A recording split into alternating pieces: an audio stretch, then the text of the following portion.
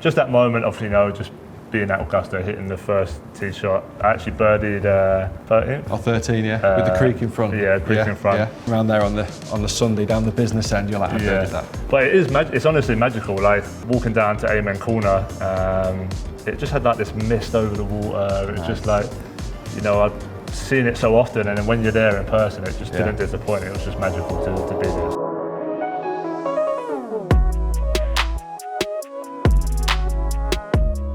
I am right now in Munich. I'm here with Reflo.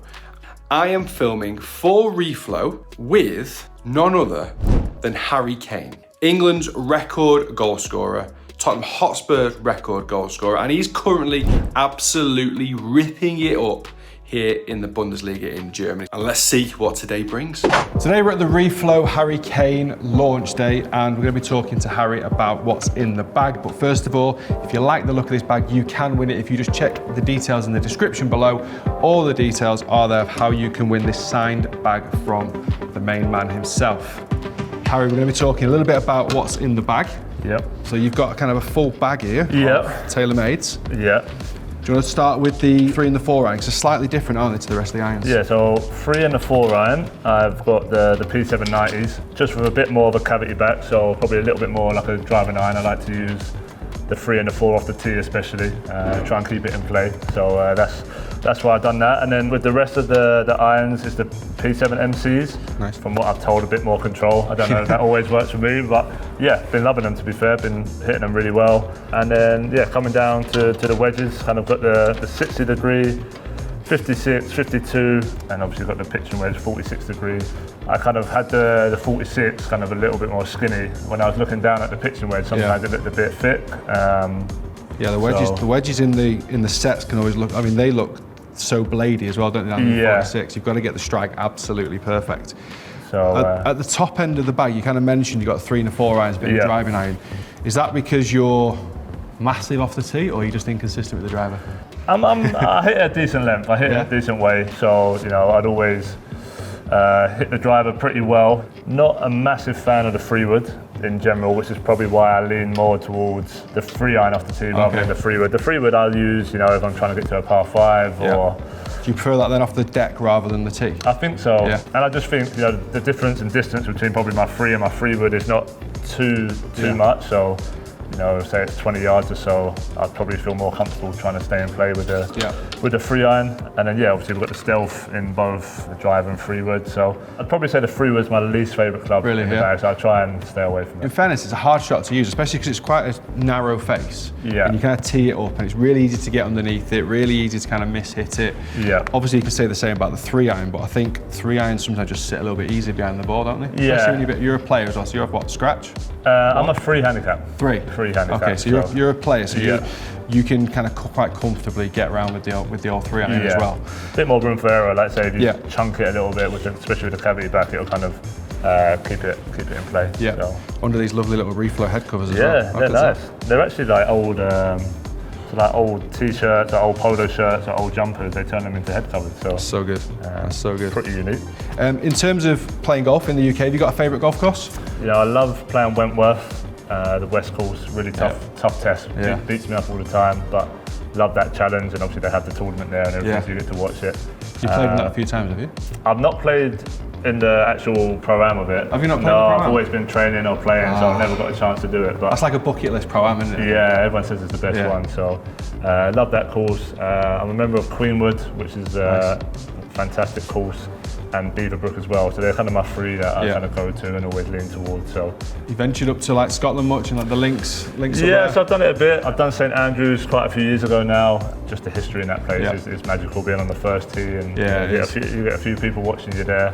Love Kings Barnes. Kings Barnes probably my favourite links course. I think just the views and the course itself was special. So yeah, I love links golf. I try and whenever I get a bit of time, I try and spend a couple of days out there. And I think with St Andrews as well, it's probably of all the courses, it's probably not the best one. But like you say, when you get on that first tee, the feeling on the first tee, it's like a 400-yard wide fairway. And it's like the most nervous tee shot, because people are stood there with a camera as well. So you think this is it really is. No, it's so special because you've just grown up watching it.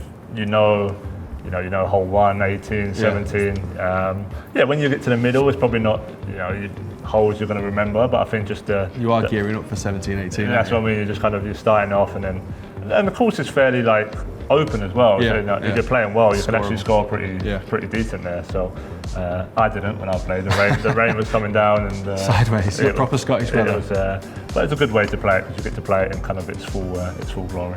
Obviously, for golf psychology, we always have to kind of come back to your favourite shots, and we always try, probably similar with football, so you're always trying to remember like good things that you've done. Is there anything in golf where you just kind of always look back on a memory and go, best shot or just the best experience? I've never had a hole-in-one. So have you not? I've not had a hole-in-one. So I'm surprised. It's like one of the hardest things to do. I'm still waiting for that moment. So yeah, I don't know. I think my most special memory on a golf course is probably playing Augusta.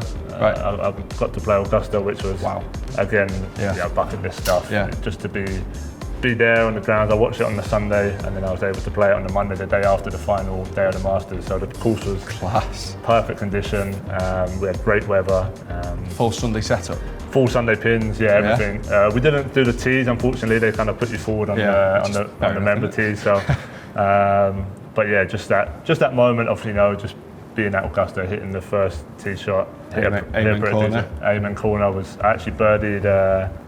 What's the par 5? 13? Or 13, yeah. With the creek in front. Yeah, creek in front. Yeah. Did you go for it or you lay up? No, I had to lay up. I went in the trees right down the right, yeah. I had to lay up. That's quite a tight draw around that tee shot. It's not my shape either. Mine's like a fade, so it didn't suit me. But that was my only birdie of the day, and it come at a decent hole. So next time I watch that, like I say, I'll birdie that. So when the boys are getting around there on the Sunday down the business end, you're like, I birdie that. But it is it's honestly magical. Like, you know, I'd always dreamed of going there, and like I say, I went there on the Sunday to watch. It was the year Scotty Scheffler won it. But walking down to Amen Corner, it just had like this mist over the water. It was just like, you know, I'd seen it so often, and then when you're there in person, it just didn't disappoint. It was just magical to be there. Because it's one of those courses where you think like the TV doesn't really do it justice, does it? In terms of like the undulations and. That's the thing. Everyone says it, and they're like, until you're there, you can't see the hills and the slopes on the green, and it's so true. You know, the TV.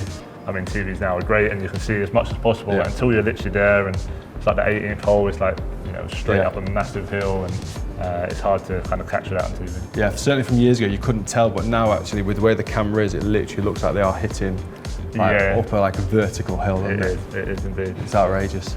In terms of your bag, have you got like a favourite ball you use? What do you go to? Yeah, I mean, I probably use. Or you just find it in the trees and use it? No, probably like a Pro V1. Yeah. So yeah, I like the Pro V1 balls. I mean, I'm not good enough to really see the difference in whatever ball I play, but I normally just lean towards the Pro V1. Yeah. I got we forgot the putter. I got the Scotty Cameron putter here. This is probably my favourite club in the bag. Is it? Yeah, just feel comfortable. You know when you find a putter that you just feel comfortable with. No, can't relate. can't relate.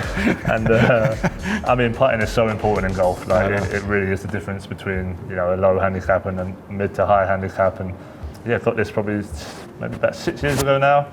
Just fell in love with it, feel comfortable looking down at it. So is this one of those clubs in the bag that's pretty much irreplaceable? I think it is, it is irreplaceable. I dare to even try another putt. I just don't want to. I don't want to give this no bad feeling. You don't want to get in your own head. Yeah, basically. And then the bag, like we said, you can actually win this bag. It's a pretty cool bag with the England flag. And then it's just this little. What's this all about? Okay.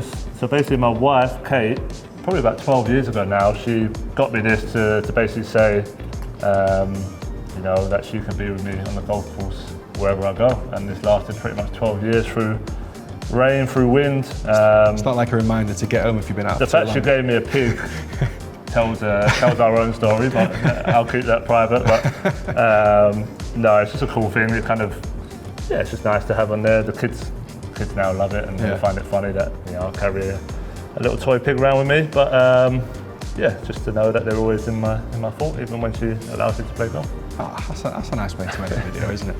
Guys, remember you can win this bag. The details are in the bio below, so check it out. Harry, thanks very much. Thank you. What a beautiful bag. Thank you very much.